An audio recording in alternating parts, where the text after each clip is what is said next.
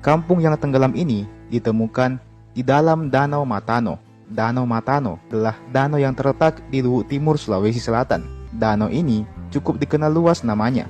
Selain merupakan salah satu danau terbesar dan terdalam di Asia Tenggara, danau ini juga masuk ke dalam kategori danau purba, di mana usianya diperkirakan telah mencapai 1 sampai dengan 4 juta tahun lamanya. Kawasan Danau Matano ternyata dulunya adalah situs awal peradaban pandai besi, tidak hanya di Sulawesi, tidak hanya di Indonesia, tetapi juga di Asia Tenggara. Para arkeolog yang berhasil menemukan jejak-jejak kampung yang diduga telah lama tenggelam di dasar Danau Matano. Tidak hanya itu, di daratan tepian danau, mereka juga menemukan jejak kampung pandai besi. Hal ini terbukti dengan adanya cairan besi yang tersisa di tanahnya. Dari penemuan ini, mereka menduga kalau kegiatan penambangan dan pengolahan besi di Matano telah ada sejak awal Masehi sampai dengan akhir